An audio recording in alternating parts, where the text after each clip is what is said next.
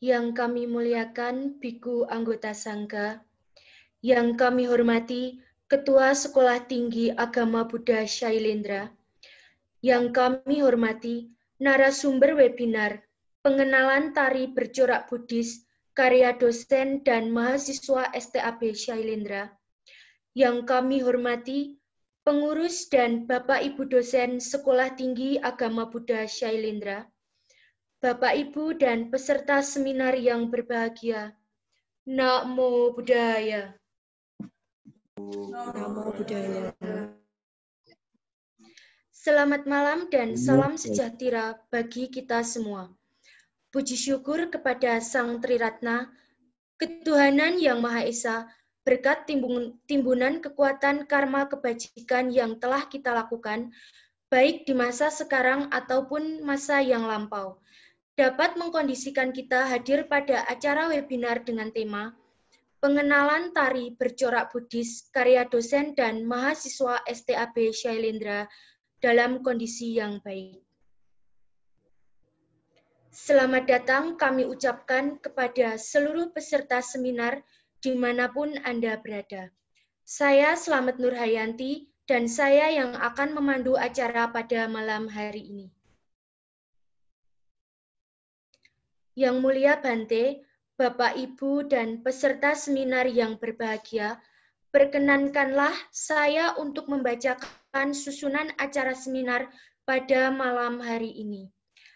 Acara yang pertama, pembukaan yang akan dibuka dengan memanjatkan nama Karapata. Acara yang selanjutnya, penyampaian keynote speech. Acara selanjutnya, pemaparan materi, dilanjutkan dengan sesi tanya-jawab, dan yang terakhir penutup. Mari kita awali acara seminar pada malam hari ini dengan memanjatkan nama Karapata yang akan dipimpin oleh Saudara Nandia Ayuwandana. Saya persilahkan.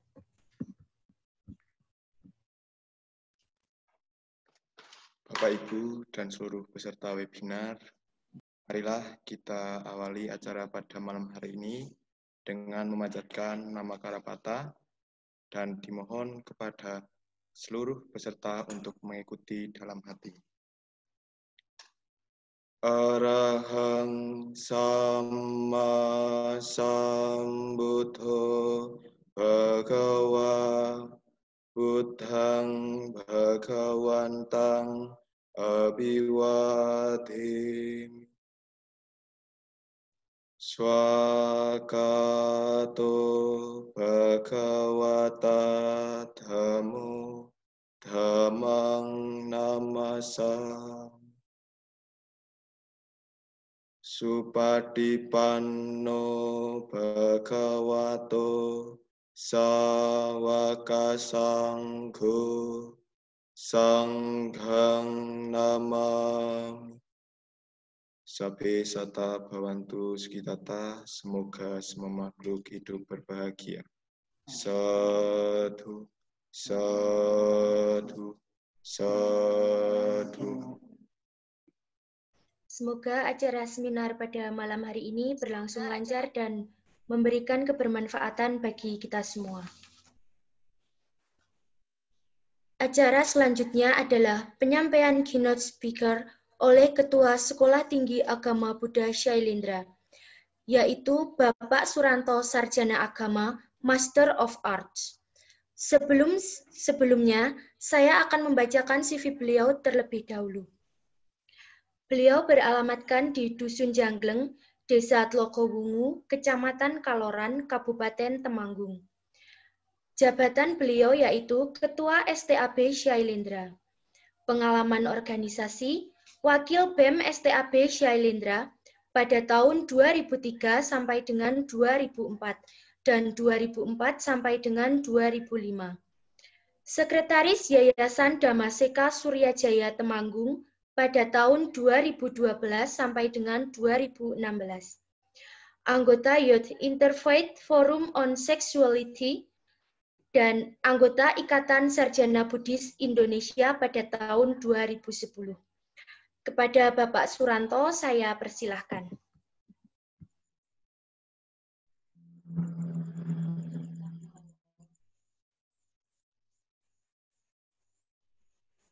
Terima kasih atas kesempatan yang diberikan kepada saya. Sebelum saya menyampaikan keynote speech dari saya tidak lupa menyampaikan salam dalam Dhamma Namo Buddhaya. Rahayu, salam sejahtera untuk kita semua. Yang mulia, Biku anggota Sangga, yang terhormat Ibu Wilis Ringgani AC selaku narasumber pada kesempatan hari ini. Yang saya hormati Bapak Ibu dosen Sekolah Tinggi Agama Buddha Sailendra. Yang saya hormati para tamu undangan, para pendukung, pelaku seni budaya bangsa Indonesia yang berkumpul di webinar malam hari ini. Tentu suatu kebahagiaan bagi kita semua. Kalangan muda tentunya masih peduli, semangat, dan juga mempunyai etos dalam memberikan perhatian pada seni budaya bangsa ini. Ini salah satu bagian dari visi misi STAB Sailendra tentunya, yang dibangun atas dasar filosofis nilai agung dari ajaran Buddha Gautama, dan kita menyadari bahwa Sekolah Tinggi Agama Buddha Sailendra tidak terlepas rootnya, dasarnya dari Wangsa Sailendra yang pada waktu itu membangun Candi Borobudur penuh dengan dedikasi. Oleh karena itu, saya selaku sebagai Ketua Sekolah Tinggi Agama Buddha Sailendra sangat mendukung antusias, semangat dari generasi muda, khususnya mahasiswa staf Sailendra, yang memberikan kepedulian, perhatian, penuh dengan semangat pada agenda serta kegiatan yang mengusung nilai-nilai budaya bangsa. Sailendra tidak terlepas dari bangunan visi yang menyebutkan nilai-nilai budaya, karena dibangun atas dasar filosofi budaya bangsa, bahwa nilai-nilai keagungan Guru Agung Buddha Gautama itu yang akan menjadi pokok dasarnya. Tetapi bukan berarti hanya fokus pada nilai-nilai keagamaan saja, tetapi akan mengembangkan nilai-nilai seni dan budaya yang dimiliki bangsa Indonesia ini. Kalau kita ingat pesan dari Bung Karno, kalau jadi orang Buddha, bukan menjadi orang India, tetaplah menjadi orang Indonesia. Karena Indonesia penuh dengan kekayaan. Hanya saja saat ini mempunyai tantangan yang tersendiri dalam mengembangkan, mempertahankan, serta melestarikan budaya bangsa ini. Kita tahu bahwa sekarang perhatian pada seni budaya juga mengalami penurunan, khususnya di kalangan muda. Masih banyak PR yang harus kita garap untuk mengembangkan seni dan budaya bangsa ini. Lakukanlah sedikit demi sedikit akan menjadi penguat kita dalam melestarikan seni budaya bangsa. Hal ini sudah kita lakukan dari Sekolah Tinggi Agama Buddha Sailendra. Mulai dari pengabdian kepada masyarakat, kegiatan ekstrakurikuler, kegiatan kemahasiswaan, banyak yang mengusung nilai-nilai budaya bangsa ini. Diawali dengan membatik yang bernuansa Buddhis dengan dasar dari ukiran relief Candi Borobudur. Kemudian dikembangkan lagi oleh Bu Wilis ini, yang tentu menjadi senior kita semua dalam babagan seni, sudah mengabdikan diri dalam masyarakat, dalam wadah pengabdian masyarakat, dosen Sekolah Tinggi Agama Buddha Sailendra, dengan menghasilkan karya-karya tari kontemporer dan juga klasik, serta menjadi sendera tari yang sudah dimiliki oleh STAP Sailendra dan untuk masyarakat pada umumnya. Beberapa hasil dari kegiatan tersebut, Bapak Ibu, para peserta webinar, sudah menjadi bagian dari hak kekayaan intelektual dari Sekolah Tinggi Agama Buddha Sailendra. Saat ini kita sudah tercatat 34 karya hak kekayaan intelektual yang diciptakan oleh dosen dan mahasiswa STAP Sailendra. Ini sebuah prestasi bagi kita semua. Dan dari 34 karya ini, lebih dari 70% adalah menghasilkan karya-karya seni dan budaya. Tarian, batik, itu bagian seni dan budaya bangsa. Dan kita masih punya PR. Kurang lebih 10 karya dosen dan mahasiswa yang belum sempat kita uruskan untuk dicatatkan dalam hak kekayaan intelektual. Ini sebuah prestasi. Bagaimana mahasiswa dari keterbatasan menjadi seorang yang mempunyai karya-karya. Minimal di bidang seni. Karena kita tahu bahwa seni itu menyatukan. Dalam teori-teori sosial budaya, agama memisahkan, politik jelas memecah belah, tetapi seni menjadi ruang ketiga untuk menyatukan kita semua. Seni budaya itulah kunci kohesivitas masyarakat. Oleh karena itu perlu saya tekankan dalam diskusi ini, semoga nanti juga dikupas oleh Ibu Wilis, bahwa seni ini adalah bukan hanya sekedar tontonan, tetapi menjadi tuntunan untuk kita semua. Saya melihat ini ada sahabat kita dari Badra Santi Institute, tentu ini juga pada mempunyai perhatian yang sama dalam bidang seni ini. Oleh karena itu, mari kita saling bergandeng tangan. Dengan nilai seni inilah agama Buddha bisa menjadi kuat di bangsa Indonesia.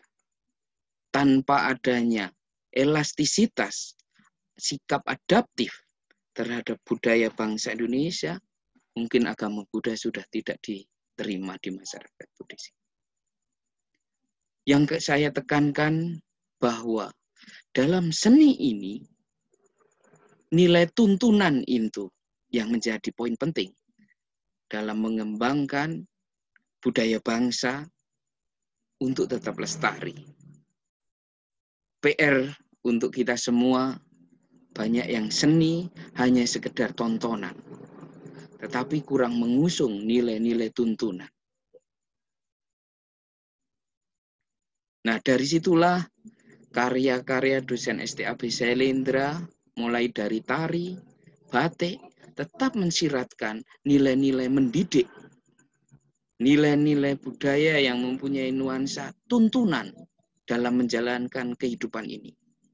Apalagi dalam kehidupan yang saat ini, yang mengalami pandemi, ini justru tantangan bagi kita semua sebagai seorang yang punya perhatian pada seni dan budaya. Dengan tari, kalau tanpa penjiwaan, tanpa tuntunan hati, tidak akan mempunyai ruh dari tarian itu. Karya apapun, kalau tidak dilandasi dengan hati, itu tidak ada ruhnya, tidak ada esensinya. Dalam mensiratkan, menyampaikan pesan, baik itu dalam ajaran, dhamma, maupun pesan universal. Jangan memble untuk anak-anak muda sekarang. Putus cinta, malah justru stres. Tapi tuangkan dengan puisi, tuangkan dengan karya-karya.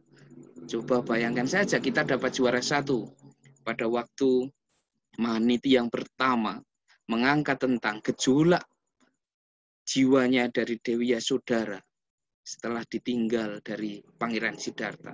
Ternyata ketika dijiwai, dilakukan dengan hati, ada pesan yang disampaikan di situ. Nah, begitu juga karya-karya dari Bu Wilis ini. Nanti ada sendera tari yang sudah banyak diciptakan oleh Bapak Ibu dosen, khususnya Bu Wilis yang menggawangi ini, ada nilai pesan. Pelakunya mahasiswa, masyarakat yang dilandasi dengan hati, itu akan menyiratkan pesan yang universal. Bapak Ibu, sahabat pemerhati seni, ini menjadi titik awal. Mari kita bersama-sama melangkahkan semangat dalam mengembangkan seni budaya, khususnya tari, karena sekarang ruang publiknya kita justru ada di media sosial. Jadi siapapun bisa berkarya, siapapun bisa menciptakan karya-karya itu. Karena ruang publik kita sudah bisa diakses seluruh dunia dengan media yang ada saat ini. Mari kita tunjukkan, kembangkan, kuatkan. Tontonan ini menjadi tuntunan yang mempunyai landasan yang kuat untuk menyampaikan pesan-pesan dhamma dan nilai-nilai universal. Saya kira itu yang bisa saya sampaikan. Semoga ini menjadi pemantik ide bagaimana nanti Ibu Wilis mengupas tentang hasil karya-karyanya, bagaimana pesan moralnya dari seni tari ini yang dikaryai, yang diciptakan oleh para dosen beserta mahasiswa SDAP Sailendra. Selamat mengikuti webinar ini, dan semoga dengan semangat dan dedikasi untuk seni dan budaya, kita tetap mampu melestarikan Buddha Dhamma tanpa mengurangi esensi budaya bangsa. Selamat berkarya, selamat mengikuti seminar pada malam hari ini. Terima kasih. Akhir kata dari saya, Sotihotu, Namo Buddhaya. Namo Buddhaya. Demikian tadi keynote speech dari Ketua Sekolah Tinggi Agama Buddha Shailendra. Yang mulia Bante, Bapak Ibu dan peserta seminar yang berbahagia, kini tiba waktunya kita mengikuti webinar pengenalan tari bercorak Buddhis karya dosen dan mahasiswa STAB Shailendra. Seminar ini akan dipandu oleh Saudara Panya Setiawan. Namun, sebelumnya saya akan membacakan CV dari Saudara Panya terlebih dahulu. Panya beralamatkan di Dusun Kemiri, Desa Getas, Kecamatan Kaloran, Kabupaten Temanggung. Jabatan Panya yaitu Koordinator Bidang Keagamaan BEM STAB Shailendra. Pengalaman organisasi, anggota OSIS dan Pramuka pada waktu SMP, dan Wakil Ketua OSIS pada waktu SMA. Hadirin sekalian, tanpa berpanjang lebar lagi, mari kita berikan tepuk tangan secara virtual lewat reaction applause melalui aplikasi Zoom masing-masing. Kepada Saudara Panya Setiawan, saya persilahkan. Ikut nggak?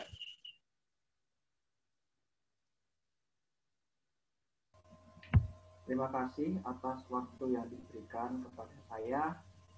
Untuk kesempatan pada malam hari ini, saya akan memandu jalannya acara. Sebelum memasuki acara, perkenankanlah saya untuk membacakan CV dari narasumber kita, yaitu Wilis Rengganiasih Endah Ekowati, Sarjana Seni, Master of Art.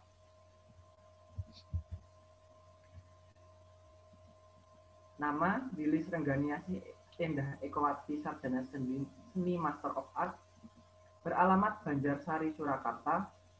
Pekerjaan beliau adalah dosen STAB Shailendra.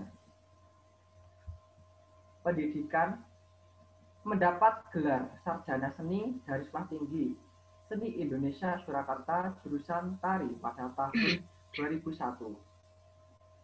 Menyelesaikan S2 di Studi Agama Lintas Budaya UGM Yogyakarta pada tahun 2006. Mendapat gelar Master of Art dari Florida International University jurusan Studi Agama-Agama pada tahun 2007. Pernah kuliah di University of California, Berkeley jurusan Studi Asia Selatan dan Asia Tenggara pada tahun 2009 sampai 2013. Pengalaman berkesenian beliau aktif menari secara profesional sejak masa sekolah dasar sampai sekarang.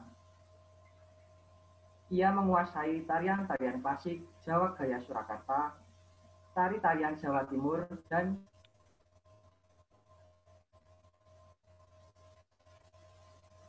Jawa Barat,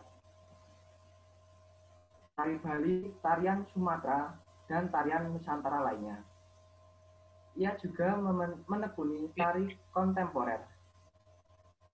Ibu Wilis telah berkolaborasi dengan dan mendukung karya-karya tari maupun karawitan beberapa seniman besar seperti Eko Supriyanto, S. Parmadi, Profesor Rahayu Supanggah, Miss Sandy Ha dari Korea, Ibu Dian Bunsel dari Amerika, dan Mr. Ik Arupa dari Thailand. Selain tampil di negara sendiri, beliau juga telah tampil di mancanegara seperti Thailand, India, Jepang, Amerika Serikat, dan Inggris. Tanpa panjang lebar saya untuk berbicara, marilah kita sambut pemateri pada malam hari ini, yaitu Ibu Wilis Rengganiasih Endah Ekowati, Sarjana Seni, Master of Art. Saya persilahkan. Ya, saya ucapkan terima kasih kepada saudara moderator, Mas Panya Setiawan, yang sudah memperkenalkan saya kepada para peserta webinar. Saya ucapkan selamat malam, Sotik Hotu, Namo Buddhaya. Namo Buddhaya. Yang saya muliakan para Bante, anggota Sangga, Wandani Bante. Yang saya hormati dan saya banggakan Ketua STAB Shailendra, Bapak Suranto, beserta para pengurus, ada Ibu Sani, Ibu Ko Chandrawati, Pak Sukodoyo, dan semua Ibu dan Bapak dosen yang saya kasihi, rekan kerja, kemudian seluruh sivitas akademika, para mahasiswa yang saya cintai dan saya banggakan, para seniman, penggiat seni, aktivis seni, pemerhati seni, baik yang berdiri sendiri atau yang tergabung dalam kelompok-kelompok seni seperti Bodro Santi Institute. Terima kasih atas perhatian dan kehadirannya dalam acara ini. Selamat malam, senang sekali saya bisa hadir di sini menjumpai para peserta semuanya. Baiklah,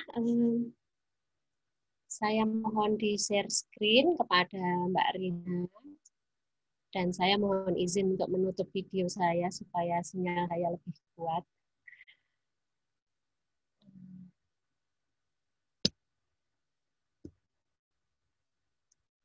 Ya.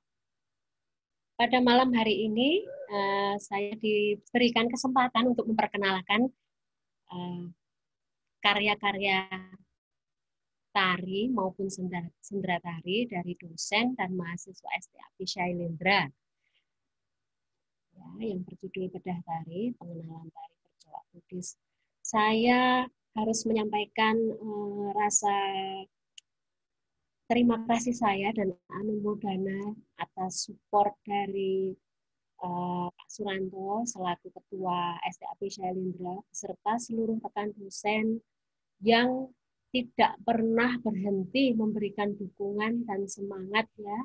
Tidak hanya berupa retorika, tetapi yang sungguh-sungguh saya rasakan yang mendukung kegiatan seni di Sekolah Tinggi Agama Budaya Shailendra sampai dengan terwujud dalam kegiatan UKM seni dan PKM ya, pengabdian pada masyarakat, sehingga kesenian Buddhis berkembang, dikenal masyarakat, dan kami juga bisa bekerja bersama-sama masyarakat Buddhis di luar sana untuk berkarya bersama dan menampilkan karya-karya kita bersama.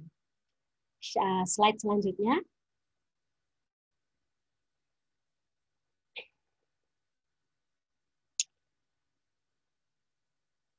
Memang benar bahwa tadi telah disampaikan seni yang akan kami perkenalkan ini adalah yang bercorak Buddhis, ya. Seperti apa sebetulnya batasan seni bercorak Buddhis ini? Kalau membuat batasan tentu agak sulit ya, karena tentu ini luas sekali. Tetapi setidaknya ada indikasi-indikasi seperti berikut ini. Seni tari bercorak Buddhis itu adalah seni tari yang mencerminkan nilai, semangat, ajaran Buddha atau prinsip ajaran Sang Buddha. Nah, ini perwujudannya bisa dalam bentuk apa saja, ya. Mudra-mudra, karena mudra-mudra kita mengenal mudra ada di dalam Buddha Rupa, ada beberapa mudra yang sudah kita kenal bersama yang mengandung makna tertentu, ya. Bisa juga kita temukan pada kostum, ya, aksesoris apa sih yang bernuansa Buddhis itu atau bercorak Buddhis. Kemudian juga ada karya-karya yang menyampaikan pesan-pesan atau prinsip ajaran Sang Buddha tentang apa saja, misalnya tentang anicca, dukkha, anatta atau apa saja, ya. Kemudian juga yang mencerminkan percampuran dari budaya setempat, budaya lokal yang menyerap ajaran Sang Buddha. Ya, seperti apa perwujudannya? Mungkin bisa terwujud di dalam iringan tarinya. Seperti tadi di awal acara ini ketika Ibu Bapak dan saudara-saudara semuanya bergabung atau join dengan acara ini, Anda semua bisa mendengarkan karawitan ya yang diproduksi juga oleh dosen STAP Shailendra, Bapak Budi Utomo, Sarjana Seni, Magister Seni. Beliau adalah seorang dalang yang tinggal di Surakarta, tetapi beliau juga menggeluti karawitan dan telah menciptakan karawitan bercorak Buddhis ya, yang kemudian dibuatkan rekamannya dan sudah diproduksi oleh Shailendra dengan nama Shailendra Dhammagosa. Lagu-lagunya ada 10 atau 12, itu banyak sekali, dan sebagian lagu-lagu itu pernah diikutkan dalam perlombaan Mahaniti Loka Dhamma tingkat nasional, dan selalu mendapatkan juara 1 sampai akhirnya kategori karawitan dihapus lah. Nanti kalau yang menang STAP Shailendra terus kepiye. Ini bukan sombong ya, cuman berbagi kebanggaan saja. Mohon maaf, apa suara saya terdengar jelas ya? Jelas, Bu. Oh ya, syukurlah. Takutnya kalau tidak jelas, tapi saya masih nyerocos lah, itu jadi nggak lucu. Baiklah, kembali lagi.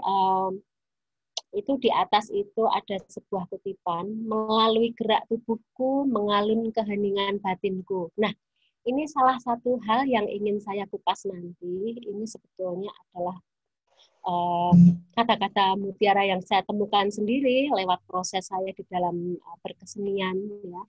Yang mungkin ada yang bertanya-tanya gitu, kok gerak tubuh kok bisa hening? Tubuh yang bergerak itu kan berarti tidak hening gitu. Batinnya kan mungkin malah ribet ya atau ruwet gitu.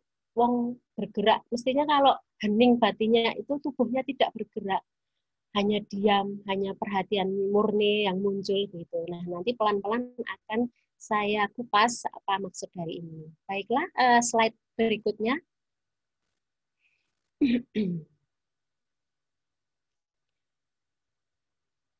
Ini nanti ada kaitannya bahwa pengertian tentang tari ya.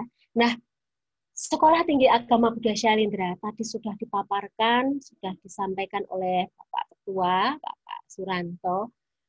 Memang salah satu dari misi dan landasan filosofis STAP Shailendra yang diterjemahkan di dalam kegiatan seni adalah melestarikan, mengembangkan, dan menciptakan karya-karya seni bercorak Buddhis sebagai wujud komitmen dan upaya untuk mengumandangkan Dhamma di bumi Nusantara. Dhamma yang indah ini tidak hanya bisa disampaikan lewat ilmu yang sifatnya pemahaman kognitif ya, tetapi juga bisa memperkaya human faculty atau indera manusia yang tidak hanya berupa pemahaman secara kognitif saja atau pengetahuan atau pengertian, tetapi dhamma itu sesuatu yang bisa kita rasakan lewat panca indera kita, ya, yang bisa kita rasakan masuk ke dalam batin kita, meninggalkan pengalaman yang mungkin bisa membuka pemahaman kita yang lebih dalam tentang dhamma itu sendiri, tentang kebenaran, tentang kebaikan yang mungkin akan sulit jika hanya dipahami secara pengertian. Tetapi kalau melalui seni, ini juga seperti yang pernah disampaikan oleh Yang Mulia Sri Panyawaro Mahathera, beliau juga merupakan salah satu biku senior yang supportnya terhadap pengembangan kesenian Buddhis itu tiada henti-hentinya. Beliau menyampaikan, kesenian itu memiliki kekuatan khusus yang unik yang dapat menembus batin manusia, yang bisa memperkaya pengalaman batin manusia juga, yang mungkin akan terbatas sekali kalau hanya bisa disampaikan lewat ceramah-ceramah saja. Nah, kesenian ini lewat seni suaranya, lewat seni rupa, seni gerak, seni dramanya, itu memberikan pengetahuan dan pengalaman yang lebih lengkap, komplit atau holistik kepada manusia. Orang yang mendengarkan lagu yang indah, barangkali dia bisa menangkap kedalaman dhamma, itu akan berlipat-lipat daripada hanya membaca buku atau mendengarkan ceramah. Melihat keindahan gerak, bukan gerak yang menimbulkan nafsu indrawi, tapi gerak yang mampu menciptakan keindahan, yang menunjukkan kemuliaan, kesucian. Oh, apakah itu bisa? Oh, bisa. Karena kita berbicara dalam konteks seni bercorak Buddhis, ya.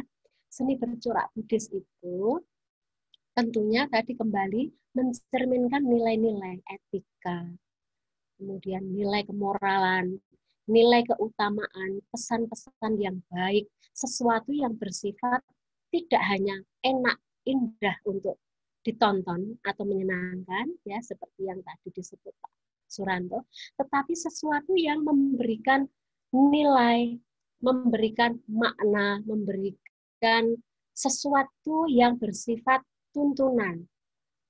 Jadi alangkah baiknya, alangkah memang idealnya sebaiknya kita sebagai umat Buddha, jika kita memiliki kepandaian, keterampilan, dan ketertarikan di dalam bidang seni budaya, kita pun juga selalu berpegang kepada nilai-nilai luhur yang bisa kita representasikan atau kita wujudkan di dalam karya-karya sesuai bakat dan minat kita. Selanjutnya, next, halaman berikutnya, slide berikutnya.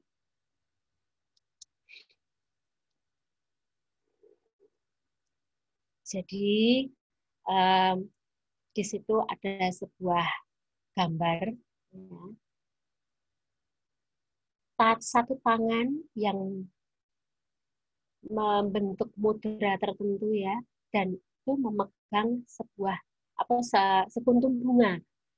Ya, sepertinya ini bunganya adalah bunga teratai, bunga simbol dari kebijaksanaan yang berada di dalam simbol-simbol Buddhis juga ya. Gesture atau gestur merepresentasikan maksud, nilai, atau pesan tertentu yang membutuhkan perenungan. Sebagaimana kita melihat Sang Buddha juga ada ya, Buddha rupa dengan mudra-mudra tertentu atau gesture yang sempat diabadikan ya, ada beberapa itu ya, itu selalu menyimbolkan atau memiliki makna tertentu. Sama juga kesenian itu di dalam sifatnya yang sesungguhnya tidak hanya bisa kita tangkap, kemudian kita senang-senang, kita terhibur. Nah, itu adalah pengertian terhadap kesenian yang sempit saja ya.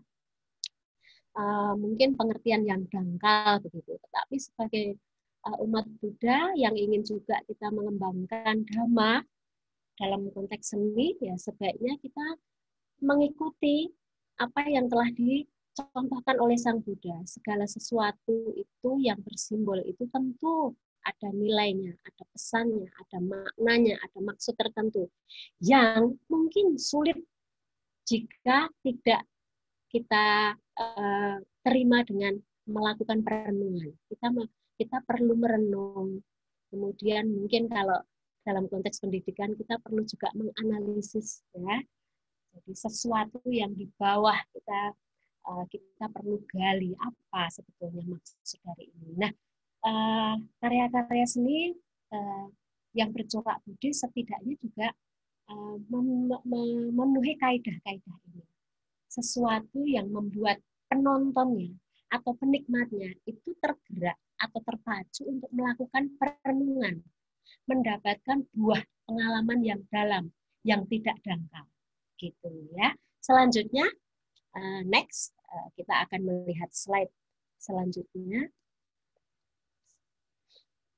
Nah, tadi saya masih berbicara agak luas ya, seni di dalam berbagai macam representasinya. Bisa seni gerak, seni suara, seni drama, seni rupa, seni kriya ya.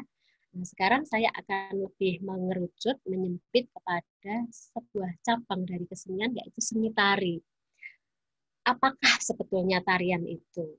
Ya, tarian itu sebetulnya sebuah karya seni yang bisa mewakili gagasan kita atau ide-ide kita, yang kita alih-alih kita sampaikan secara verbal, secara lugas begitu saja, itu kita sampaikan lewat satu rangkaian gerak-gerak yang indah, yang mempunyai makna tertentu ya. Tarian juga bisa berupa pengetahuan. Tarian juga bisa berupa ungkapan perasaan atau kesan yang pernah kita tangkap akan sesuatu. Sesuatu itu bisa benda, sesuatu itu bisa manusia atau makhluk lain, sesuatu itu bisa suatu kejadian yang luar biasa yang meninggalkan kesan yang mendalam pada hidup kita. Kesan itu kembali kita lontarkan dalam bentuk karya seni untuk bisa dikomunikasikan kepada penonton atau audiens. Ya. Tarian juga bisa merupakan satu pengalaman yang bisa kita share. Ya. Kemudian ini yang agak mendalam. Tarian itu sebetulnya juga suatu proses pergulatan untuk memahami atau memberi makna dari kehidupan. Ini kalau kalian mahasiswa ya, mungkin kalian kalau mendapatkan tugas menulis itu ya, satu makalah kemudian ada topiknya, sebetulnya kalian itu ketika melakukan riset, topik ini kalian belum begitu mengerti gitu. Ini nanti juntrungannya kemana, meskipun sudah membuat kerangka tulisan ya, tetapi termasuk Bapak Ibu dosen ya, ini yang sudah pengalaman menulis makalah ilmiah, ketika Anda mulai menulis, tangan Anda bergerak di touch ya, atau di keyboard, itu mulai sebetulnya kita mengurai pikiran-pikiran kita. Kita menjawab pertanyaan-pertanyaan kita, menjajaki keluasan wawasan kita. Itu sebetulnya baru ketemu ketika kita sudah mulai menulis. Nah, sama. Dalam proses membuat suatu karya tari, proses itu juga dilakukan. Kadang-kadang saya mengalami satu persoalan yang saya tidak mengerti apa sebetulnya yang bisa saya dapat dari peristiwa ini. Ketika saya menari, saya melakukan eksplorasi gerak dan sebagainya, ternyata hal-hal yang tadi masih gelap gulita mulai terurai sedikit demi sedikit, dan saya bisa mendapatkan pengertian lewat proses itu. Jadi sebetulnya mirip ya, sama seperti itu. Nah, kita menjadi memahami sesuatu atau kita malah memberi makna terhadap kehidupan ini. Ada orang yang bilang, hidupku tanpa makna. Wah, coba deh menggeluti seni. Kita bisa memberikan makna terhadap kehidupan ini lewat berkarya seni. Baik, kita lanjutkan ya ke slide berikutnya. Sambil menunggu slide berikutnya, perlu saya buat ini ya, benang merah dengan yang tadi yang saya sampaikan tadi, bahwa sebuah karya seni, apapun itu, karya pedalangan atau apa, dalam hal ini adalah karya tari, itu selain enak, bagus, menyenangkan, ya, indah ditonton, kalau tarian tadi berupa ya pemberian makna, perbulatan, kemudian kesan, pengetahuan dan sebagainya, berarti di situ karya tari itu masuk ke tataran seni yang lebih tinggi, yaitu seni sebagai tuntunan, ya. Coba dibedakan dengan kalau kita nonton tari yang hanya gial-giol begitu, dia tanpa makna. Yang kita dapat, wah aku senang, semangat dan sebagainya. Nah, itu masih terbatas pada seni sebagai tontonan. Lah apa itu nggak boleh, apa itu buruk? Oh boleh, boleh saja. Memang kesenian itu salah satu fungsinya adalah sebagai sarana hiburan, ya. Tetapi kita membicarakan seni di dalam konteks seni yang bercorak Buddhis. Jadi selain memberikan tontonan yang berkualitas, tentu juga memberikan tuntunan. Nah, satu sedikit lagi tambahan sebelum kita memasuki bedah karya ya, saya memaparkan karya-karya apa saja sih yang pernah diciptakan oleh para dosen dan mahasiswa SKP Shailendra. Saya ingin menambahi lagi bahwa seni yang berfungsi sebagai tontonan sekaligus tuntunan tadi, itu sebetulnya dia mengambil fungsi sebagai sebuah media untuk satu, mengerti dhamma.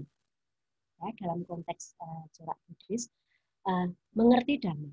Yang kedua, seni itu bisa berfungsi sebagai media untuk mengamalkan dhamma. Masa? Oh ya, bisa mengamalkan dhamma lewat seni. Kemudian, untuk keperluan pribadi, seni ini sebagai media untuk melatih diri, melatih kesabaran, melatih kedisiplinan, melatih kontinuitas, ya, melatih ketahanan, kemudian ketelitian. Karya seni ini sesuatu yang jelimet ya, bahasa kerennya sophisticated gitu, yang tinggi begitu, yang tidak remeh-temeh ya, tidak ceme-ceme gitu. Coba kalau kita berbicara tentang seni yang berkualitas, nggak mungkin kok kita nggak latihan gitu. Entah itu ditarikan sendiri, berdua atau duo ya, trio, kemudian dalam kelompok yang lebih besar. Coba kalau nggak latihan, pasti akan kelihatan sekali tubuh-tubuh yang terlatih ya secara kinestetiknya ya, otot-ototnya atau muscles-nya. Kemudian bagaimana seseorang atau seorang penari itu bisa nyawiji dengan irama musik atau gamelan yang mengiringinya, atau wiromo ya. Kemudian wiroso, tidak mungkin akan mencapai satu tataran yang bisa menghayati penghayatan atau wiroso kalau dia tidak pernah latihan, berlatih diri. Sama dengan latihan meditasi ya. Jadi kalau yang mata-mata yang berpengalaman tentu akan bisa membedakan. Ini penari ini jane menguasai teknik dasar menari atau tidak. Sampai di mana teknik kepenarian yang dikuasai, ya, atau dia asal bisa megal-megal saja, atau di egolanya itu punya kualitas tertentu. Nah ini tentu bisa dibedakan ya, dengan sangat mudah bisa diidentifikasi ya. Oke, tadi untuk melatih diri. Jadi kalau kita belajar tentang riwayat Pangeran Siddhartha ketika beliau masih menjadi anak kecil, kemudian menjalani pendidikan ya, itu beliau tidak hanya belajar tentang kitab-kitab Weda, ilmu pengetahuan yang sifatnya kognitif, tetapi olah kerido seni ya, kerida seni, kemudian olah kanuragan, segala sesuatu yang berhubungan dengan ketubuhan. Segala sesuatu yang berhubungan dengan ketubuhan itu ada dua hal. Satu bisa keprajuritan, kemudian olah rogo, ya, kemudian juga olah seni. Sang Buddha itu micoro sekali dalam hal kesusastraan. Jangan lupa sastra itu seni ya. Dulu kitab Weda itu dikidungkan, tidak hanya di chanting seperti biasa, tetapi kidungnya. Di India itu gudangnya seni yang sudah sangat sophisticated pencapaiannya ya, sangat tinggi, tidak kalah dengan negara-negara di benua-benua barat ya. Itu luar biasa. Nah, Sang Buddha dulu juga berlatih seni, berlatih olah kanuragan. Sampai kalau kalian membaca buku riwayat Buddha Gautama, tulisan Bhante Asin Kusaladhamma, wah ya, gerak-gerik beliau itu serba anggun, terukur, terpikirkan dengan penuh kedisiplinan dan pengendalian diri. Nah ini loh, seni itu juga pengendalian diri, mengendalikan tenaga. Karena tenaga itu salah satu bahan untuk menari atau berkesenian. Nah, itu kalau kita tidak mampu, tidak pandai, tidak terampil mengolah tenaga seberapa yang dikeluarkan untuk memutar, untuk melompat, untuk belosor, ya, untuk koprol seperti Pak Ranto waktu di Sendratari Mahakapi dulu. Wah, itu bisa babak banyak. Ya, jadi kita bisa bercermin bahwa Sang Buddha sendiri dulu ketika masih menjadi Pangeran Siddhartha itu juga belajar kesenian dan olah kanuragan. Yang terakhir, fungsi kesenian ini juga bisa untuk mengabarkan dhamma. Seperti inilah fungsi atau sebetulnya peran yang dijalankan oleh STAB Shailendra. Mengabarkan dhamma, mengumandangkan dhamma di bumi Nusantara ini melalui karya-karya yang penuh keindahan. Tidak hanya ilmu pengetahuan. Ilmu pengetahuan tanpa seni, bayangkan hidup tanpa seni tentu juga gersang. Ya. Oke, itu tambahan sedikit dari saya. Dan marilah kita sekarang masuk pada membedah karya-karya dosen. Dulu saya adalah pengajar kesenian Buddhis, kalau tidak salah yang pertama ya, di STAB Shailendra, yaitu tahun 2003. Kemudian saya sempat izin belajar, dan waktu itu yang menggantikan adalah Bapak Budi Utomo, Magister Seni, dan Ibu Lilis Sarjana Seni. Keduanya adalah rekan kuliah saya dulu di STSI Surakarta yang sekarang menjadi ISI atau Institut Seni Surakarta. Pak Budi Utomo dulu adalah jurusan pedalangan dan Ibu Lilis Yuniati jurusan tari seperti saya. Ibu Lilis ini piawai sekali dalam menari gaya Jawa Timur ya, karena beliau orang Surabaya. Nah, tarian pertama yang diciptakan dalam kerangka seni bercorak Buddhis dan di STAB Shailendra itu adalah tari puja. Kalau tidak salah, ya, tari puja ini versi pertama dengan bahasa Pali, ya, dengan bahasa Pali, apa namanya itu, permulaan tariannya itu, gending-gendingnya itu semuanya menggunakan bahasa Pali yang diperiksa sendiri oleh Yang Mulia Bhante Sri Panyawara Mahathera. Kalau tidak salah juga tarian ini pesanan sebetulnya, pesanan dari Bhante Panya. Dulu pesanan pertama itu disampaikan pada saya ketika akan merayakan Asalha Puja di Candi Borobudur, tetapi kemudian batal karena ada gempa di Jogja. Tahun berapa gitu ya? 2006 atau berapa itu. Nah, setelah itu lama ya, jadi Asalha Mahapujanya tidak jadi diselenggarakan. Kemudian saya waktu itu sedang studi di Amerika. Nah, Pak Budi ini yang buat iringannya dan tariannya disusun oleh Ibu Lilis Yuniati, tari puja versi pertama yang kemudian dipentaskan pada Asalha Mahapuja. Kemudian tadi sudah disebutkan Pak Ranto, tari Kidung Cinta Dewi Yasodhara ini juga diciptakan oleh Pak Budi Utomo dan Ibu Lilis pada waktu itu, ditarikan oleh mahasiswa STAB Shailendra dan sebagai juara pertama pada Mahaniti Lokadhamma. Ya, tarian bercorak Buddhis yang saya dengar dari mahasiswa pada waktu itu.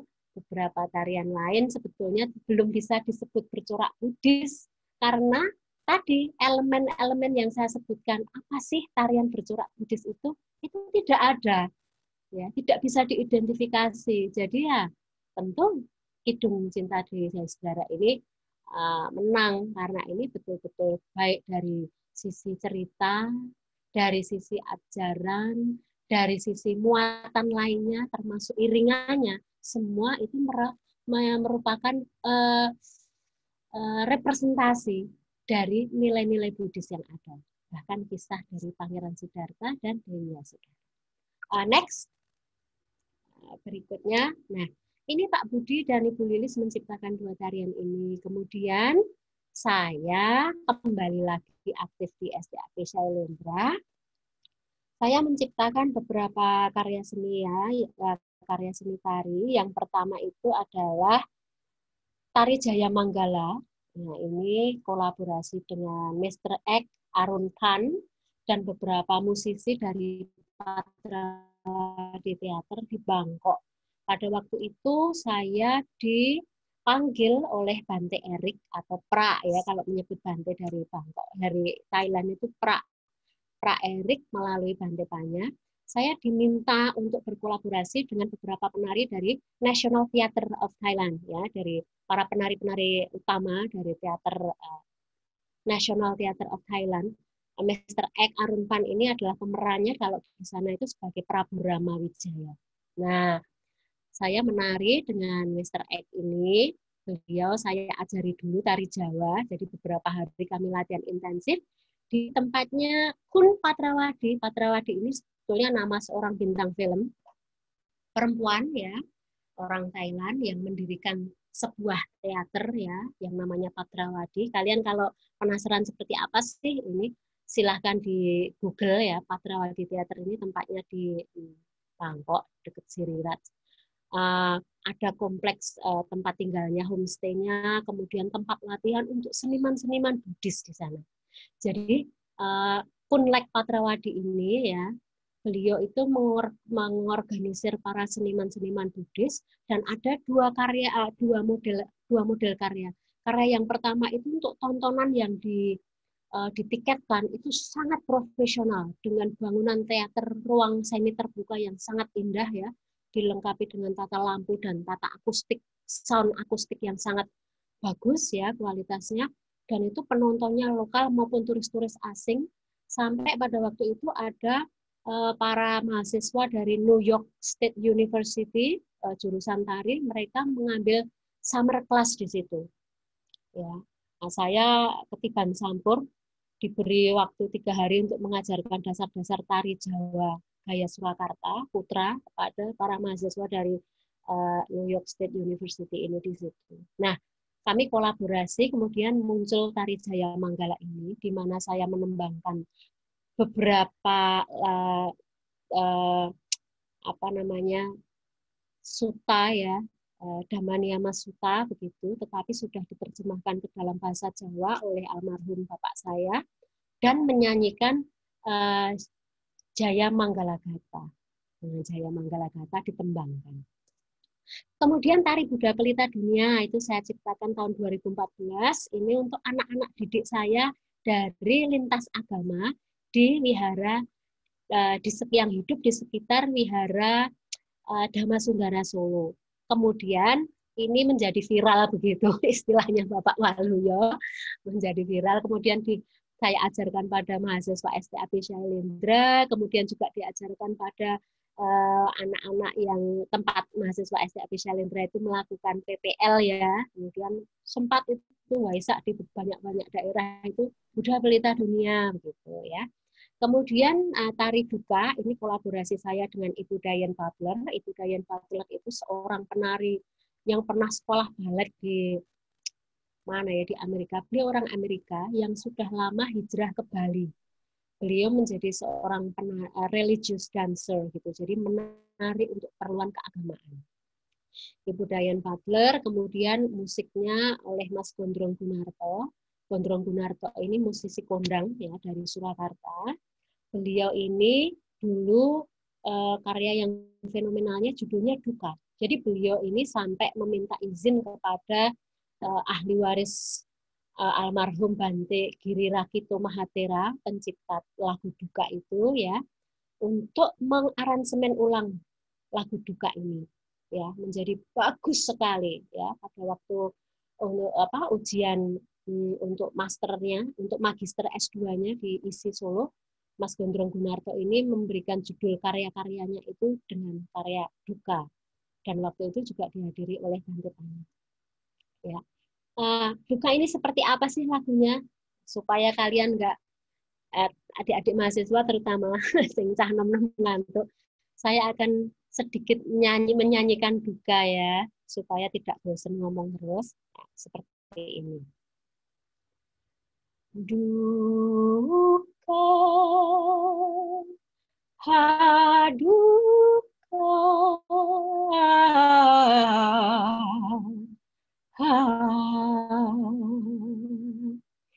itulah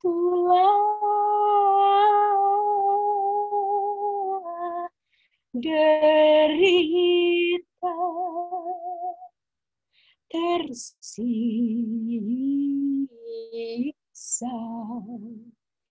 pedih samsara duka. Nah, seperti itu. Corak nyata meliputi alam semesta, lahir tua mati, sedih takut cemas, putus asa, derita badan dan suka, berkumpul dengan yang dibenci, berpisah dengan apa yang dicinta.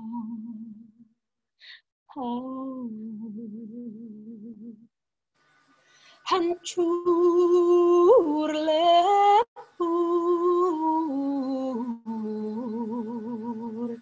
remuk redam bila tak tercapai cita-cita. Duka dikau corak nan nyata meliputi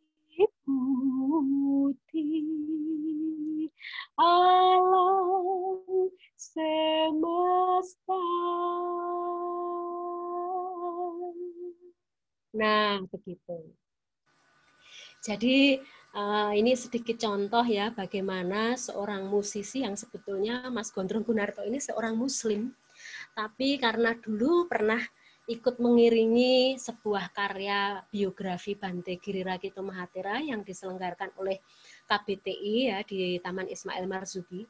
Pada waktu itu saya ikut menjadi pemain drama tarinya itu. Saya masih seorang Muslim, belum jadi Buddhis, dan waktu itu peran saya adalah sebagai ibunya Bante Giri Rakito. Nah, Mas Gondrong Gunarto ini begitu terkesannya dengan perjalanan hidup Bante Giri Rakito dan karya-karya beliau yang sangat menjadi masterpiece ya untuk kalangan Buddhis, sampai ini menggubahnya juga tidak sembarangan, tapi beliau betul-betul meminta izin kepada cucu dari Bante Giri Rakito Mahathira. Nah, itu satu contoh ya. Contoh juga bagaimana seni Buddhis bisa memberikan pengaruh yang mendalam, kesan rasa yang begitu dalam kepada masyarakat yang non-Buddhis. Ya. Itu di satu sisi. Yang kedua kalinya, coba kalau kalian misalnya, ini saya ngomongnya lebih ke mahasiswa ya, kalau kalian itu, kalau ke Bante saya pakai kalian nanti kualat. Enggak nih Bante, saya tidak pada Bante. Nah, ini kalau kita hanya belajar tentang duka dari membaca atau dari ceramah, mungkin juga tidak akan bisa mendapatkan perenungan sampai semendalam kalau kita mendengarkan lagu gubahannya Mas Gondrong. Itu yang saya maksud. Ya, jadi pengertian ini akan lebih lengkap kalau tidak hanya diterima secara kognitif atau pengertian secara pikir, tetapi juga pendalaman rasa, kroso neng atin dudut gitu loh. Jadi tansah gumawang, tansah kelingan, tansah ya jadi terngiang-ngiang begitu kalau bisa lewat seni itu. Nah, oke. Kemudian tarian yang berikutnya itu tari Sang Pelindung. Sang Pelindung ini coraknya Banyuwangen ya, Banyuwangen. Ya. Seperti Gandrung Banyuwangi begitu. Nah, tari Sang Pelindung ini saya ciptakan tahun 2016. Selanjutnya,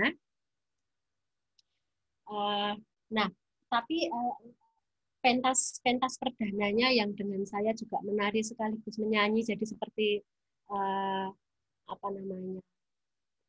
menyanyi tetapi iringannya lagu Sang Pelindung ini ya, itu di Semarang dulu acara apa ya yang Pak Wirya itu dengan Bu Kustiani.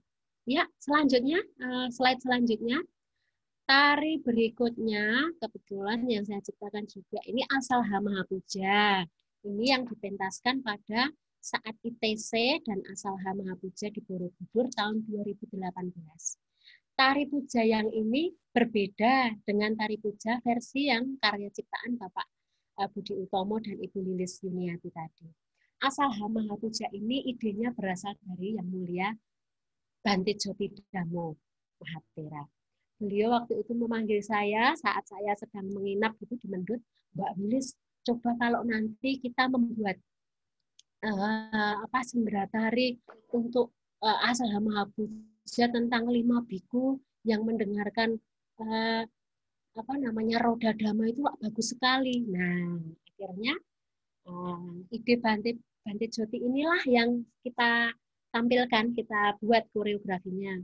Ya, saya berkonsultasi untuk susunannya, isiannya, pesan-pesannya, kemudian busana dan propertinya itu dengan Yang Mulia Bante Panyewarung. Ya. Oh, harusnya begini, Mbak. Nanti tarian ini, tari puja, ya. Tari puja yang dipentaskan pada Asalha Mahapuja itu tidak berfungsi sebagai tontonan. Tetapi itu adalah puja. sebuah persembahan yang berupa tarian. Ya, makanya penarinya tidak menghadap kepada para audiens, ya, para peserta, tetapi menghadap kepada apa? Stupa Candi Borobudur. Karena itu sesungguhnya adalah tarian yang berupa puja, persembahan. Kalau di dalam konteks budaya Bali ini disebut ngayah. Ngayah itu suatu bentuk ungkapan atau bakti atau devotion, ya. Karya seni yang tinggi itu biasanya berupa devotion, ya, persembahan. Ini membawa bunga, lilin, dan dupa dipersembahkan kepada Triratna. Ya, tariannya modelnya seperti bedayan begitu. Bedayan itu tiruan dari bedoyo, ya. Bedoyo. Bedoyo itu bisa ada yang gaya Surakarta, gaya Yogyakarta. Nah, ini 7 bidadari, ya, 7 dewi yang turun dari alam surga, ya, kemudian memuja Buddha, Dhamma, dan Sangha melalui tarian. Ya. Jadi tarian ini sekali lagi di sini sifatnya bukan sebagai hiburan atau tontonan, tetapi sebagai bagian dari ritual itu sendiri, dari upacara Asalha Mahapuja itu sendiri. Ya. Nah, kemudian di dalam tarian yang ini itu juga ditampilkan 5 petapa sebagai siswa-siswa Buddha yang pertama. Ya, jadi ada 5 petapa, kemudian membawa properti Dhammacaka yang jumlahnya 5. Ini menyimpulkan ketika Sang Buddha kemudian memutar roda Dhamma, beliau memerintahkan kepada kelima petapa ini untuk menyebarluaskan Dhamma ke segala penjuru. Ya, masing-masing membawa pesan Dhamma harus disebarluaskan demi membebaskan makhluk dari penderitaan. Gitu, ya. Nah, yang Asalha Mahapuja ini kemudian dimodifikasi sedikit, kemudian ditampilkan pada pentas di Mahotsawa Festival, Buddha Mahotsawa Festival di Bodh Gaya, India pada tahun 2020 awal bulan Januari kemarin. Tepat sebelum COVID merajalela, ya. Jadi kami sempat melawat ke India mewakili keluarga Buddhis Theravada Indonesia, ya, khususnya Patria sebetulnya, untuk menampilkan karya ini. Kemudian tari Cinta Suci ini saya ciptakan pada tahun 2018. Cinta Suci ini adalah lagu yang juga diciptakan oleh almarhum Bante Girirakito Mahathira. Kemudian tari Sang Bhagawa ini bercorak Sunda atau Jaipongan, ya, bergaya Sunda. Ini saya ciptakan tahun 2019. Kemudian tari Puja Sangga ini bernuansa Bali, pentas perdana atau premiernya gitu. Premiernya itu pada saat wisuda sarjana pada tahun 2019. Nah, ini tadi ya yang Asalha Mahapuja ini ganti namanya karena ada modifikasi yang bernama tari Puja Dhammacaka itu karena propertinya membawa Dhammacaka. Nah, tari Dhammacaka Praba ini saya ciptakan pada tahun 2019 berkolaborasi dengan Mas Bramasta. Beliau adalah murid dari Ibu Wit Senjayani dari Sanggar Manira Tari di Solo.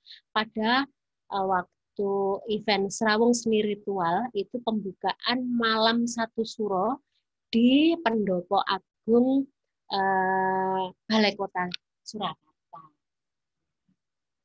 Monggo selanjutnya, slide selanjutnya, ini sudah hampir habis. Nah, tadi masih tari-tarian lepas, ya. Kemudian ada beberapa juga sendera tari yang sudah saya ciptakan. Yang pertama sendera tari Mahahamsa Jataka, saya sebagai penulis naskah. Sebetulnya waktu itu saya juga menyutradarai, tetapi terpaksa harus saya limpahkan, minta tolong kepada teman baik saya, Mas Tri Komorosidi, ya, sebagai koreografer dan juga sebagai sutradara. Dan ini pentas di Jitek Jakarta selama 2 hari. Ya, ini pentas kolosal, ya, pentas kolosal. Kalian maaf, penjenengan para peserta webinar kalau penasaran seperti apa, sebetulnya bisa ngintip di YouTube, ada teasernya. Ya, tapi pendek sekali. Kemudian Sendera Tari Sasa Jataka ini menceritakan tentang kelinci yang bijak itu ya, tahun 2015 dipentaskan oleh siswa-siswa saya dari kaum lintas agama, anak-anak kecil, dan berkolaborasi dengan mahasiswa STAB Shailendra. Pentasnya di Wihara Damasundara Surakarta. Kemudian Sendera Tari Macha Jataka. Ini adalah kisah Bodhisatwa yang terlahir sebagai raja ikan. Ya. Gaya atau corak dari tarian ini agak kontemporer begitu. Ini untuk mencoba keterampilan siswa-siswa saya yang di Solo itu seperti apa. Tidak hanya berlatih tari tradisi Jawa, tetapi juga tari kontemporer, dan terbukti mereka juga bisa. Nah, untuk menyiapkan karya tari ini tidak hanya cukup seminggu 2 minggu ya, setengah tahun itu dengan intensitas latihan seminggu 3 kali. Ya, jadi karya tari yang benar juga mestinya melatih otot-otot, apalagi mereka ini bukan penari ya, menciptakan tubuh mereka untuk siap menari dulu, baru mengajarkan sendera tarinya. Ya, kalau belajar seni ini juga sebetulnya sebuah kebiasaan juga untuk counter culture gitu. Culture apa? Budaya instan.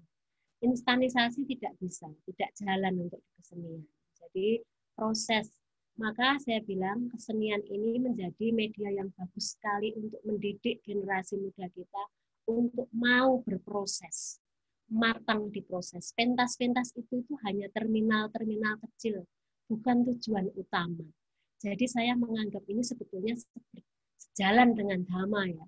Pencapaian itu bukan di titik akhirnya, tetapi bagaimana proses kita mencapai pengertian itulah loro-lopo prihatinnya itu sebetulnya sangat bisa sejalan dengan seni ya. Nah, ini saya mendidik anak-anak saya supaya tidak kesengkan, harus ditarget sekian pentas, sekian waktu pentas ya, durung mateng itu ya.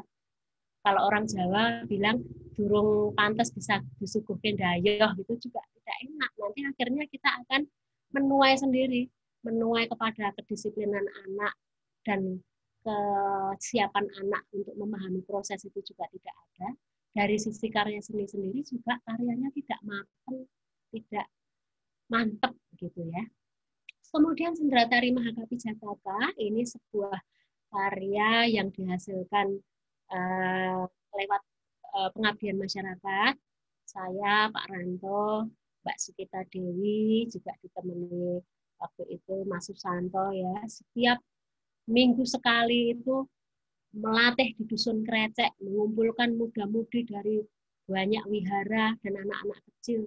Guyup sekali waktu itu, semangat sekali ya.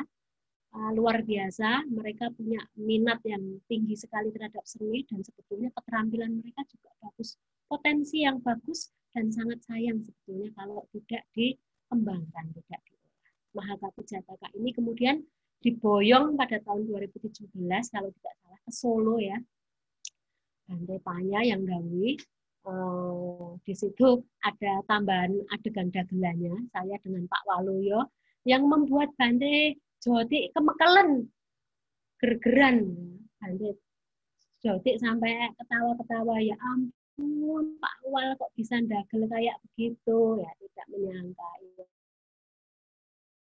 Ini dagelan tetapi yang menyampaikan pesan tuntunan begitu, jadi dagelan dhamma. Nah kemudian Sendera Tari Lalita Wistara ini juga atas prakarsa yang mulia Bante Joti Dhammo Mahatera, saya dipercaya untuk membuat sendera tari ini untuk pentas di Tegal ya, wihara yang dipimpin dan disponsori oleh Ibu Sosro, seorang yang kita semua sudah kenal bagaimana dermawan beliau dan sekarang juga mendukung bagaimana sebuah kesenian bisa diciptakan dan dipentaskan. Selanjutnya, slide selanjutnya. Lalita Wistara ini menceritakan, ini sambil menunggu selanjutnya. Lalita Wistara ini adalah karya sendera tari dan saya harus mempelajari bukunya dulu, belajar bukunya harus semirip mungkin dengan relief-relief yang terdapat di Candi Borobudur. Gitu. Jadi tidak ngawur, tetapi berpedoman pada itu adegan-adegannya apa saja, terus tokoh-tokohnya yang di situ seperti apa, ceritanya seperti apa, ya saya harus belajar dari sumber itu. Nah, itu tadi karya dosen. Kemudian karya mahasiswa, ada beberapa.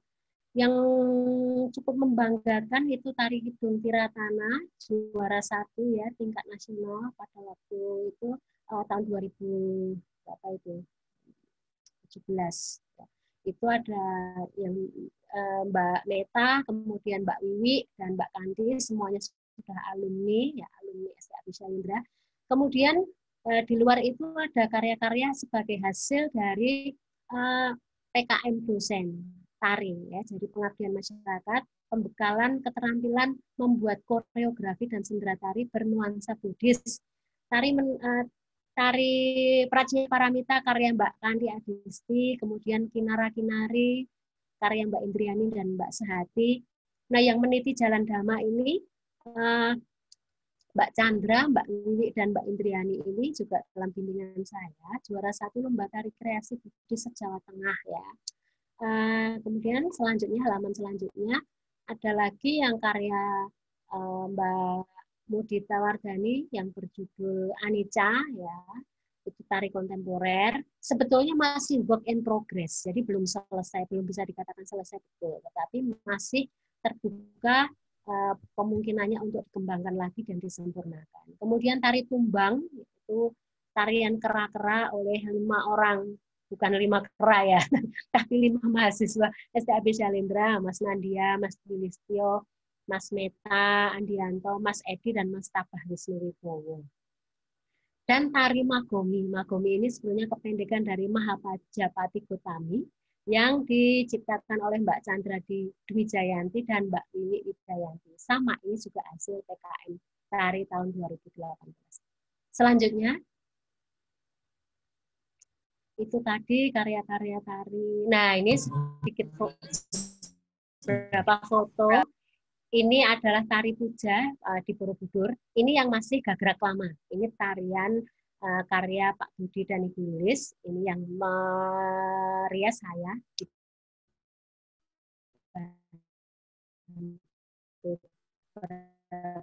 Mahasiswa. Selanjutnya, puja yang karya saya, yang tadi dengan 5 petapa, dipentaskan pada tahun 2018, asal Puja Borobudur. Ya. Ini gagrak berbeda lagi, jadi bidadarinya juga, kostumnya sudah berbeda, tariannya berbeda, iringannya juga berbeda. Next.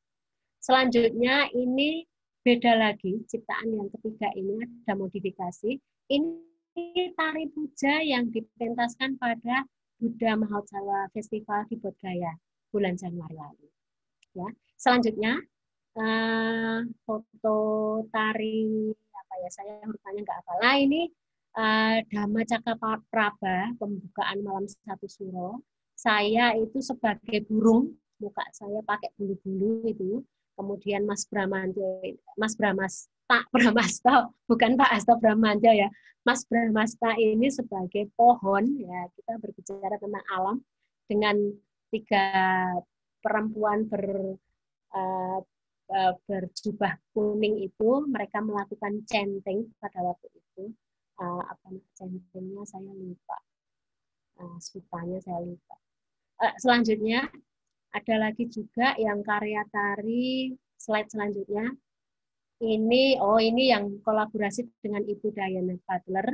Ini di Sakyadhita Internasional, di Pertemuan Wanita Buddhis Sedunia, dan saya mengisi ini tarian duka, duet dengan Ibu Diana Butler. Selanjutnya, nah ini latihan di Krecek, Dusun Krecek, ini Temanggung.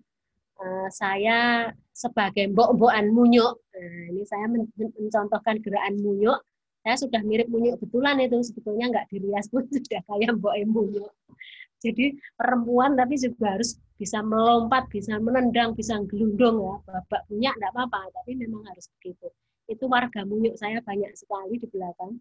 Ada Mbak Sukita Dewi, ada Mbak Ciblek, Mas Santo, Pak Ranto neng Buri itu yang kaos putih itu agak bulat itu Pak Ranto itu Patihe Munyuk itu lah, tanpa Patih itu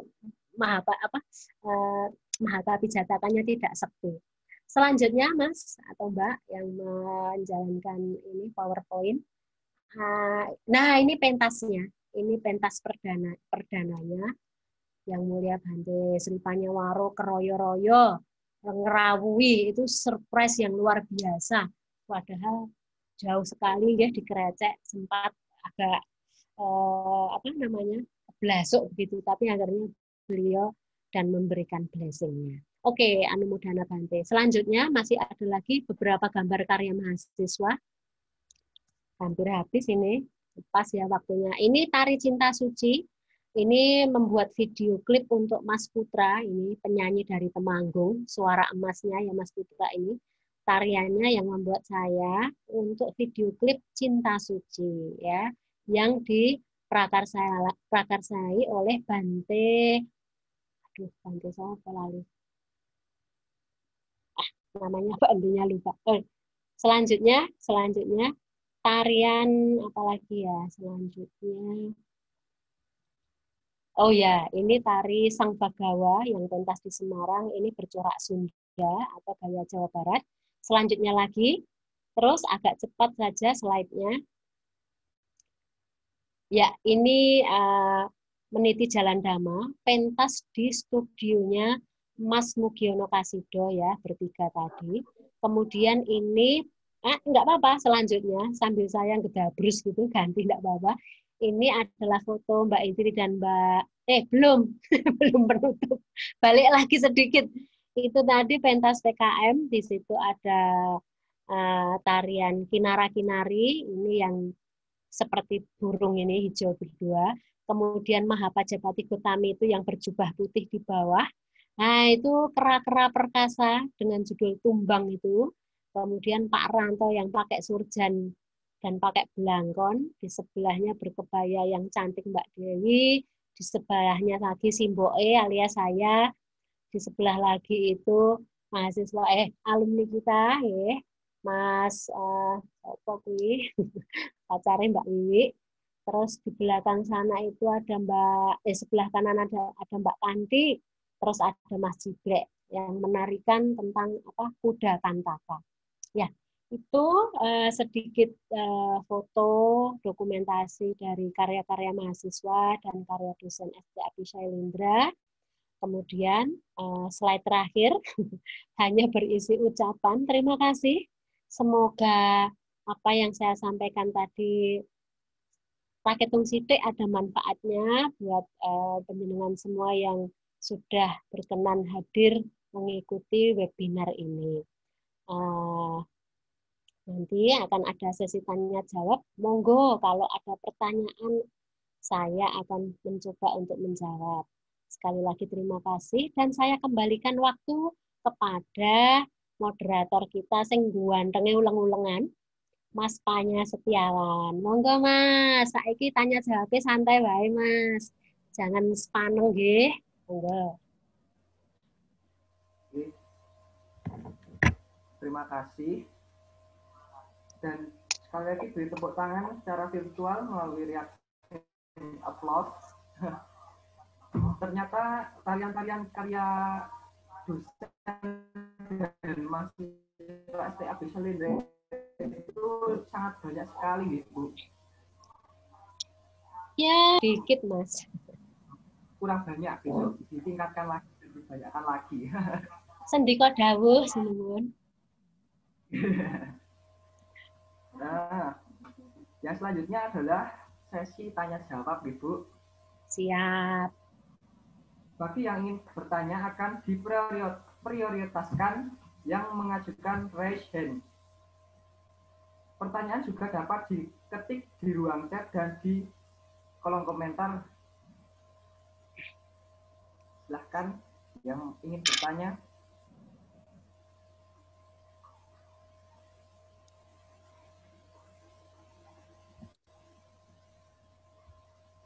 Sambil menunggu pertanyaan yang ingin ditanyakan oleh para audiens, saya ingin bertanya, Bu. Wela dalah. Tanya Oder. Saya ingin bertanya,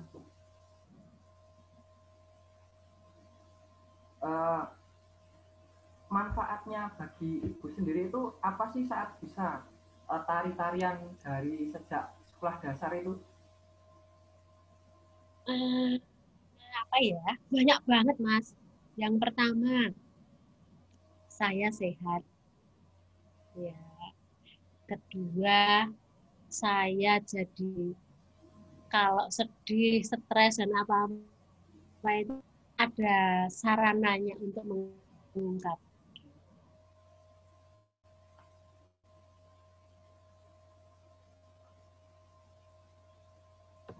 Terus manfaatnya lagi, kalau istilahnya anggapan Mas, dulu hidup saya dari tarub ke tarub. Nah, dari SD itu sudah misalnya pentas dulu pentasnya sering bondan. Kalau bondan anak itu nari dia menek kendi. Tapi bukan menek meja loh ya Mas. Saya ngempong dot itu, wah penontonnya guyu gergeran. Itu lumayan laris dulu saya. Dari hidup saya itu dari tarub ke tarub. Ya itu bisa mendapatkan penghasilan sejak kecil, bisa dapat uang jajan sendiri. Terus ya akhirnya ketika saya masuk ke sekolah SMKI, Sekolah Menengah Karawitan Indonesia, ya bakatnya makin terasa justru karena sejak kecil sudah belajar menari itu.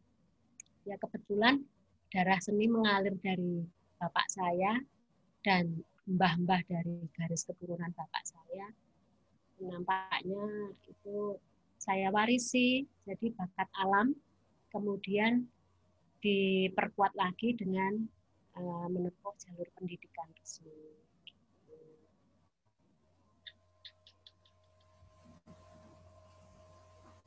Baik Bu, ini ada pertanyaan dari Bapak Herman. Siap.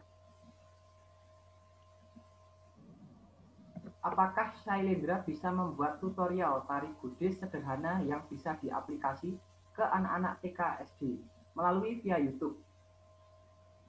Oh bisa, bisa banget. Dulu kelompoknya Pak Sukodoyo itu juga pernah membuat materi untuk anak-anak PAUD. Ya, lagunya waktu itu saya buat Puja Bakti Kumandang. Tariannya atau gerakannya dibuat sedemikian rupa yang bersemangat, ya, yang gembira, tetapi sekaligus anak-anak ini juga secara auditif dia mendengarkan ajaran lewat musiknya. Puja Bakti telah kumandang, mengajak anak-anak untuk melakukan puja bakti. Jadi secara gerak anak-anak motoriknya terolah, ya, secara rasa juga mulai mengenal keindahan dari suara, secara kognitif juga memahami bahwa puja bakti itu sesuatu kebiasaan yang baik dan bermanfaat untuk dilakukan. Bisa sekali membuat tutorial. Baik Bu, ini ada pertanyaan lagi dari Pak Parsiono. Dosen STAB Shailendra, dari sekian banyak karya tari yang sudah ada, apakah ada karya tari Buddhis untuk tarian khusus untuk anak Buddhis, terutama yang gembira? Terima kasih. Ada, matur nuwun untuk pertanyaannya. Ada. Tari Buddha Pelita Dunia itu juga gembira loh sebetulnya sifatnya. Gembira, tetapi ada sifat sedikit agung. Itu kan menceritakan tentang siswa-siswa atau anak-anak Buddhis yang bergembira ria karena apa? Karena berkesempatan untuk mengenal Dhamma. Ya, tariannya tingkatnya agak menengah, tidak terlalu mudah. Yang mudah tadi Puja Bakti Kumandang. Kemudian tarian Sang Pelindung itu ada setidaknya 2 atau 3 versi yang saya buat. Itu dibuat berdasarkan latar belakang usia anak, perbedaannya, tingkat kesulitan gerak Kalau Mas Pram, Pak Parsi boleh ketemu saya, pesen Pak. Karek wani piro ngono Pak ya. Ini bercanda ya Mas Panya. Bercanda. Drama itu enggak hitung-hitungan duit. Enggak. Neng transfer. Podo ae. Podo ae. Enggak kok bercanda. Nggih, apalagi? Ada lagi? Ada lagi ini dari Mbak Slamet. Mau mancing. Oh ya. Silakan Mbak Slamet. Ya, Bu, gini. Kan kalau misalnya nari gitu toh, seringnya itu grogi gitu loh, Bu. Dan banyak orang itu maksudnya nggak terlalu percaya diri gitu. Nah, bagaimana menghilangkan rasa grogi dan agar supaya percaya diri? Kan kadang kalau nggak percaya diri, nervous gitu kan, sering bikin lupa gerakan gitu loh, Bu. Betul, ya. Itu dari saya. Oke, terima kasih ya, Gendu. Mbak Gendu. Jadi, di dalam latihan tari itu sebetulnya juga ada yang namanya pranayama, latihan pernafasan. Bagaimana seorang penari mengolah nafas untuk menyiapkan batinnya, untuk mereduce atau mengurangi ini rasa-rasa panik, nervous ya. Bahkan bisa menghilangkan rasa nervous itu. Jadi lewat pernafasan. Pernafasan yang panjang dan diamati secara sungguh-sungguh. Jangan mikir kalau sudah hampir mendekati pentas, jangan mikir lagi, engkau apalane ini. No, sudah semua dilepas. Ya, dengan catatan latihannya cukup. Bukan latihan geragakan ya. Itulah gunanya latihan. Kita latihan proses itu yang cukup, kita menguasai materi dengan baik, tarian dengan baik, kita paham tarian ini maksudnya apa, harus disampaikan dengan kesan rasa seperti apa ya. Kemudian kalau sudah hafal, saat pentas jangan ada kekhawatiran lagi, lepas. Ini pun belajar melepas. Ya. Hasil nanti. Tetapi yang kita persiapkan adalah batin kita. Aku harus menjiwai tarian ini. Oleh karena itu, sekarang aku harus menenangkan batin. Apa? Diam, mengamati pernafasan. Sudah, nanti yang di panggung itu adalah totalitas. Kita tinggal, ibaratnya tinggal memetik hasil kita dari proses latihan yang berulang-ulang, kontinu, dan konsisten itu. Terima kasih, Bu. Sama-sama, kembali kasih. Ya, pertanyaan yang bagus sekali dari Mbak Gendu. Ada yang mau bertanya lagi? Nah, itu ada tuh dari Mas Dona. Ya, dari Mas Dona. Bu, ya. Adakah untuk membudidayakan seniman kampung? Nah, ini PR. Sebetulnya STAB Shailendra melalui program-program PKM yang pernah dijalankan itu pernah mendirikan sanggar. Sanggarnya waktu itu Buddha Praba apa Pak Ranto saya kelingan. Buddha Praba ya. Nah, itu sebetulnya kami sudah memprakarsai, kampus sudah memprakarsai supaya ada wadah yang bisa menjadi tempat untuk menghimpun para pemuda-pemudi, generasi muda utamanya, syukur-syukur disuhi dengan para generasi sepuh, dibimbing bersama untuk apa? Mengembangkan bakat dan kreativitasnya. Nah, garek itu dikerecek jalan terus apa tidak gitu loh. Dan kami juga lewat PKM yang selanjutnya juga sebetulnya ingin memantik api itu. Nek orang nek wadai melaku dewe-dewe, akhirnya juga mungkin kurang terorganisir. Kemudian anak juga yang sebetulnya punya minat dan bakat jadi tidak terwadai, ucul dan sebagainya, eman-eman sekali. Ya seharusnya memang ada Seniman kampung itu seniman alam kok. Seniman hebat yang belajar memahami hidup dan seni itu sebetulnya malah tanpa terpisahkan. Kadang-kadang seniman akademik ini yang terkotak-kotak, ya, lewat teori begitu, lewat konsep-konsep. Tapi kalau seniman alam itu mengalir di dalam darahnya, itu bisa top deng. Jadi sebaiknya memang ada wadah untuk mengembangkan seniman kampung. Begitu ya Mas Duna.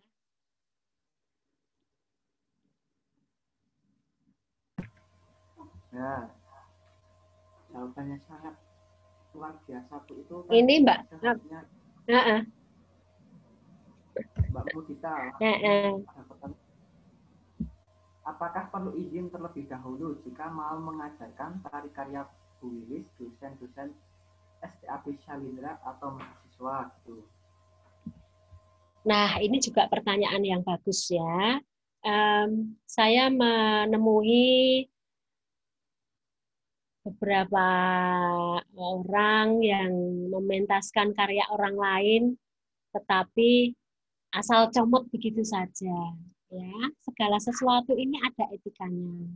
Kalau di dalam menulis, ya, tulis-menulis, kita harus menyebutkan referensinya, sumbernya siapa yang kita kutip.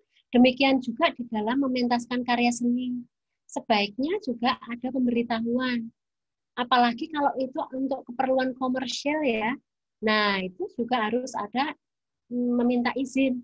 Tetapi kalau untuk kepentingan dhamma sih saya nggak masalah ya, asal memberitahu saja.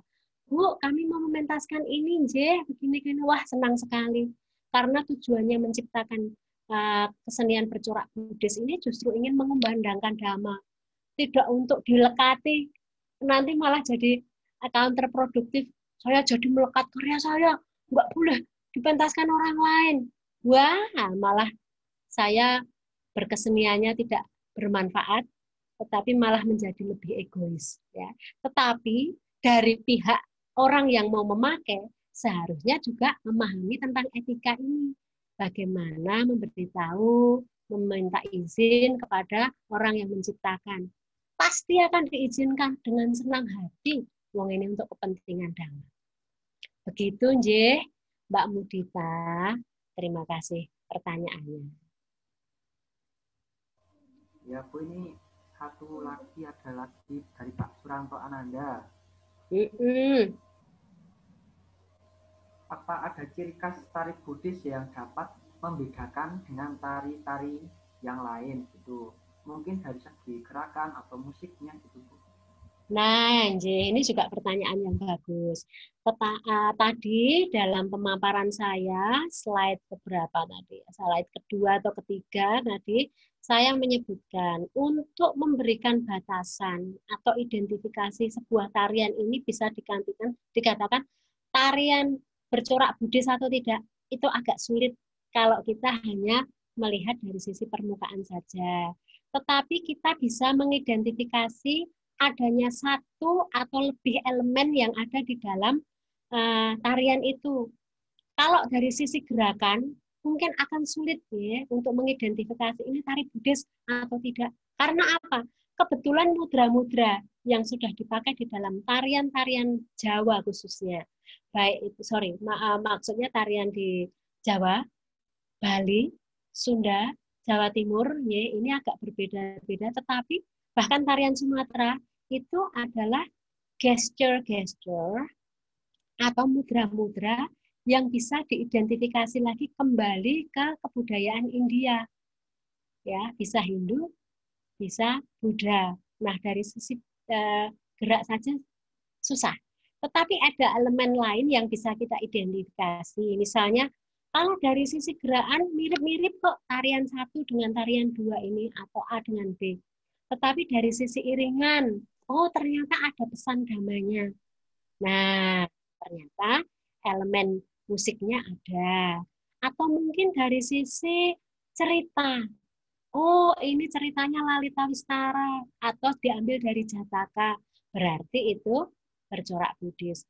Oh, bukan ceritanya, bukan geraknya yang bisa disebut itu spesifik Buddhis, bukan iringannya, tetapi pesan dhammanya. Apa itu bisa disebut bercorak Buddhis? Bisa saja. Misalnya kita kan Mbak Mudita Ardhani. Tariannya dulu ketika saya bimbing di PKM itu judulnya Anicca. Dia menceritakan bagaimana proses seseorang dari lahir, tua, sakit, dan mati. Proses ini diungkapkan dalam bahasa gerak kontemporer. Nah, bisakah mewakili corak Buddhis? Bisa, karena itu tentang Anicca, dan Anicca itu termasuk salah satu ajaran Sang Buddha. Ya sudah, kalau dilihat dari gerakannya saja, gerakan sehari-hari ada kok, kayak ewek-ewek, orang tua kalau jalan tunuk-tunuk begini. Nah, tetapi kalau pesannya itu bisa kita ambil dari ajaran Buddha, ya berarti itu ada corak Buddhisnya. Gitu. Terima kasih. Ya, ada lagi nih dari Mbak Chandra. Bu, banyak penggiat seni yang sudah banyak berkarya baik tari, seni, musik, ataupun seni lainnya. Tapi masih banyak juga masyarakat Buddhis yang belum bisa menerima. Contohnya, FGD, kalau ditampilkan di masyarakat, banyak komen yang seperti, ini apa, pada ngapain, gitu-gitu. Karena mau mengisi. Ini tarian kok gelundung-gelundung, ya Mas ya? Kadang mau mengembangkan juga tidak diterima karena berbagai alasan. Nah, kira-kira bagaimana ya Bu untuk memunculkan ketertarikan masyarakat terhadap seni yang bersifat tuntunan. Ya. Ini juga pertanyaan yang baik. Mbak Chandra salah satu murid saya yang tekun berlatih menari ya, sejak masuk Shailendra sampai sekarang. Begini Mbak Chandra, ya memang kenyataannya seperti itu ya.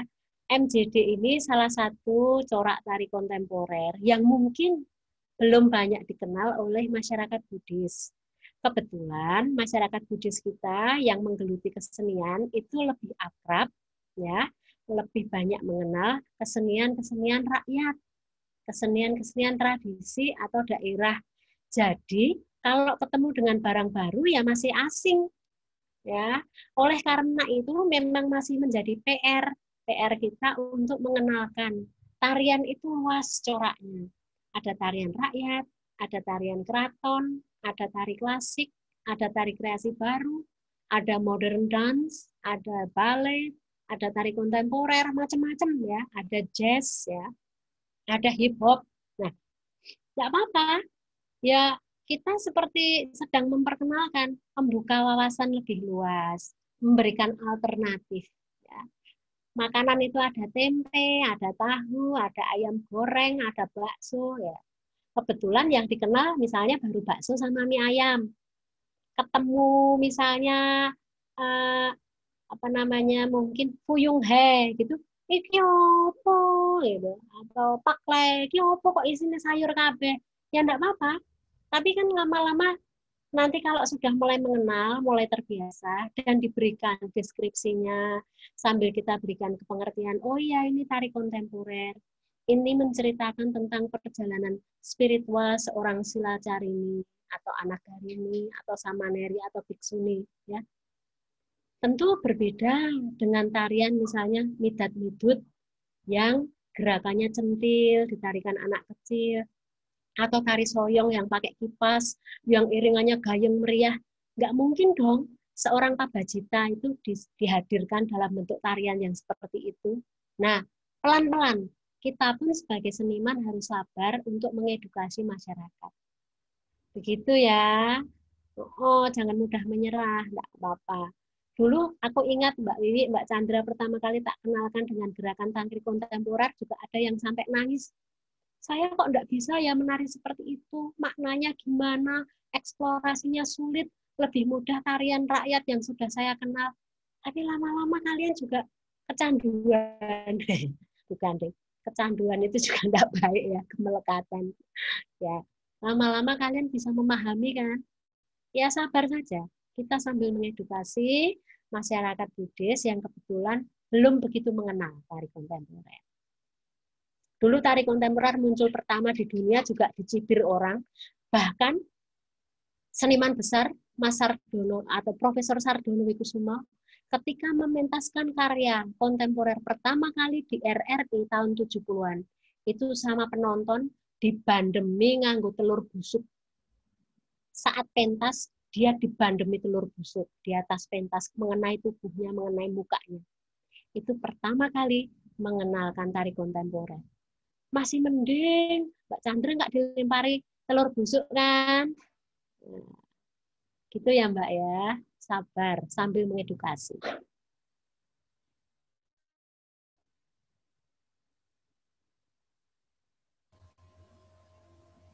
Baik Bu, nah, itu jawaban yang sangat panjang lebar dan sangat membangun itu.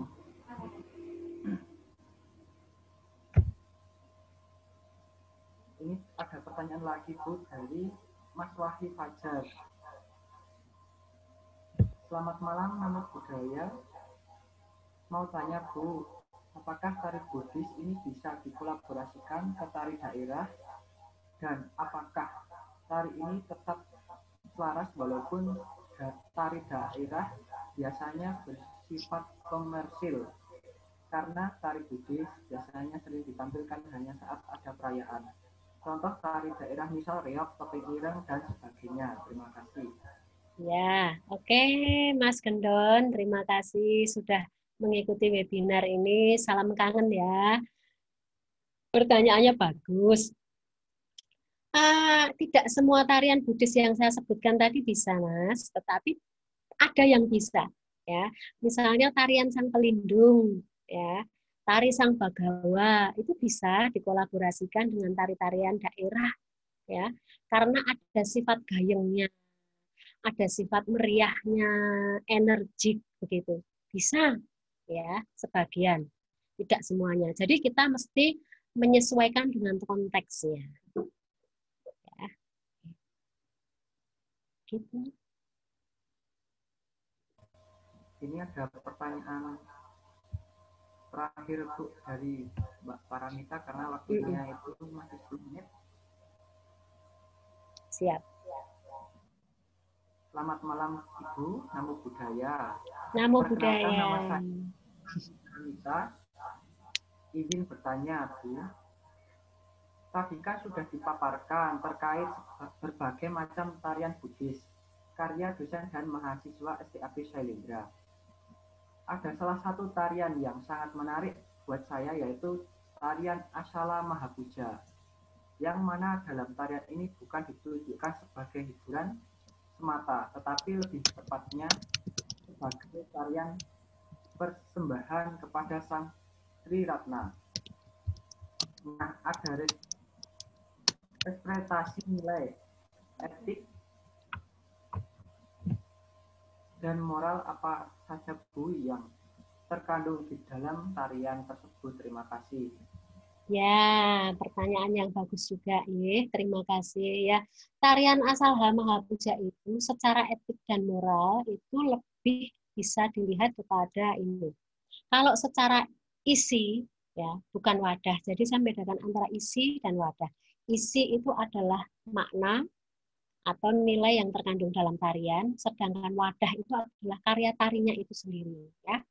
Kalau dari sisi isi, itu kita bisa belajar bagaimana para dewa-dewi, nah, tapi karena tidak ada dewanya, ya representasinya dewi, 7 orang dewi ini yang tentu sudah terlahir di alam surga, itu sudah mengalami kehidupan atau memiliki akumulasi kama baik, ya, parami yang banyak.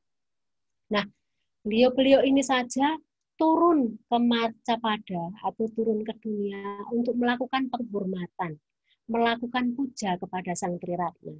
Kita sebagai umat alam hendaknya juga seperti itu, ya. Sedangkan makhluk-makhluk yang lebih tinggi dari kita pun dari sisi kekuatan paraminya, ya, itu juga melakukan puja dengan penuh andap asor, ya, persembahan yang begitu mulia, ya, begitu berharga kepada Sang Triratna.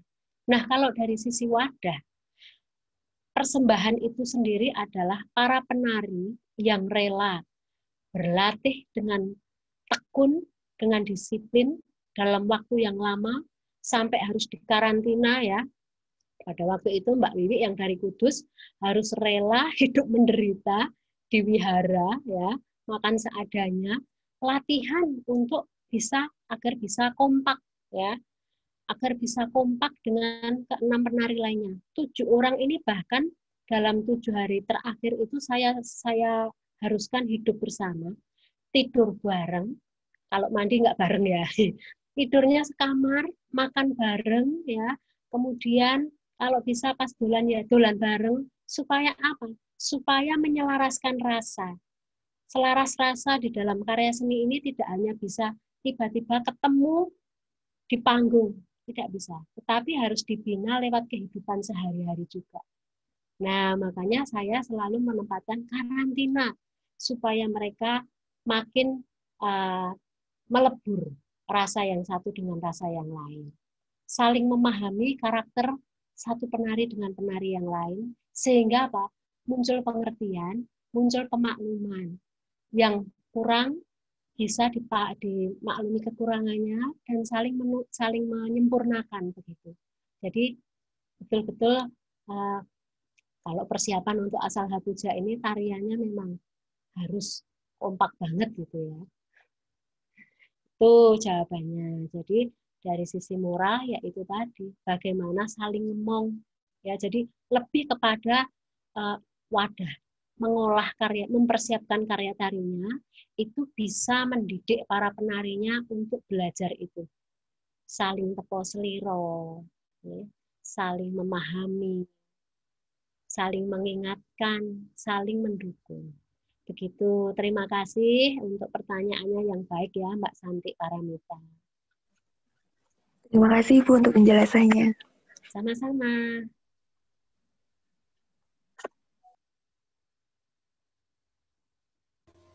Demikianlah pertanyaan terakhir dan menjadi akhir dari sesi tanya jawab pada malam hari ini, Ibu.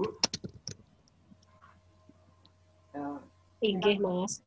Dan tarian bergerak Buddhis ini adalah tari seni tari yang mencerminkan nilai, semangat, ajaran budaya atau prinsip ajaran Sang Buddha. Demikianlah pemaparan materi pada malam hari ini. Sungguh luar biasa ilmu yang kita dapat pada malam hari ini. Semoga menjadi manfaat bagi kita semua.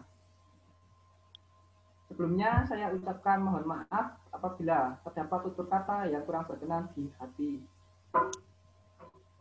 Saya serahkan kembali ke pembawa acara. Terima kasih Ibu Wilis. Namo Buddhaya. Sama-sama Mas, mohon maaf juga kalau banyak kekurangan saya di dalam menyampaikan materi. Terima kasih. Namo Buddhaya.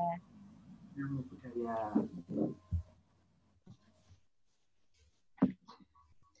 Ya, saya ucapkan terima kasih kepada Ibu Wilis Rengganiasi Enda Ekowati yang telah memberikan materi dan pengetahuan baru bagi kami semua. Dan tak lupa juga saya mengucapkan terima kasih kepada Saudara Panya Setiawan sebagai moderator kita hari ini. Mengingatkan kepada para peserta, kami persilahkan untuk mengklik dan mengisi form umpan balik dan form sertifikat elektronik yang kami bagikan melalui chat via Zoom. Data dari form umpan balik akan kami pergunakan sebagai bahan evaluasi untuk penyelenggaraan kegiatan seminar selanjutnya. Sedangkan data dari form sertifikat akan kami pergunakan sebagai dasar penulisan dan pengiriman sertifikat. Mohon diisi dengan cermat dan teliti, agar tidak terjadi kesalahan dalam penulisan dan pengiriman sertifikat. Terima kasih. Selanjutnya adalah sesi foto bersama. Mohon kepada para peserta untuk mengaktifkan videonya.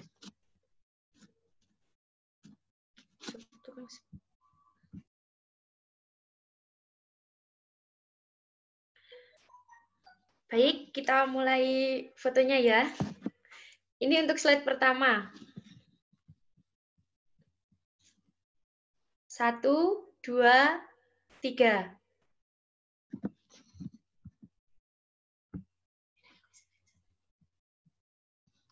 Sekali lagi.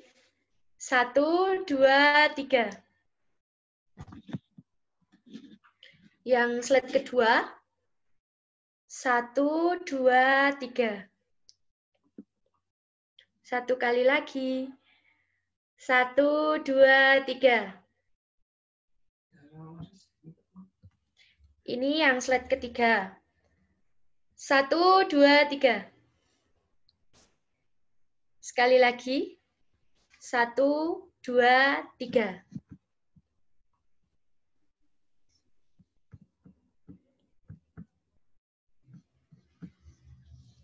Ya, terima kasih kepada kalian semua.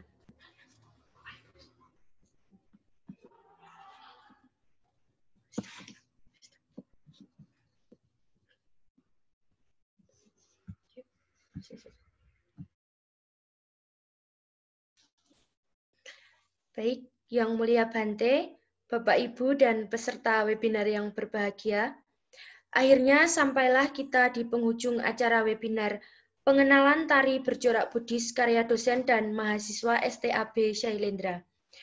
Kami ucapkan anumodana dan terima kasih atas kehadiran dan partisipasi Yang Mulia Bante, Bapak Ibu dan para peserta webinar. Atas nama seluruh panitia penyelenggara webinar, kami mohon maaf bila ada tutur kata yang kurang berkenan. Mari kita tutup dengan memanjatkan nama Karapata yang akan dipimpin oleh Saudara Nandia Ayuwandana. Saya persilahkan. Marilah Bapak, Ibu, dan seluruh peserta webinar pada malam hari ini, kita tutup acara webinar dengan memanjatkan Paritana Karapata. Dan saya minta untuk Bapak, Ibu, dan seluruh peserta untuk mengikuti di dalam hati. Arahang Samma Sambuddho Bhagava Buddhang Bhagawantang Abhiwadhimi Swakato Bhagavata Dhammo Dhammang Namasami Supatipanno Bhagavato Sawaka Sangho Sanghang Namami. Sabe sata bhavantu sukitata, semoga semua makhluk hidup berbahagia. Sadhu, sadhu, sadhu.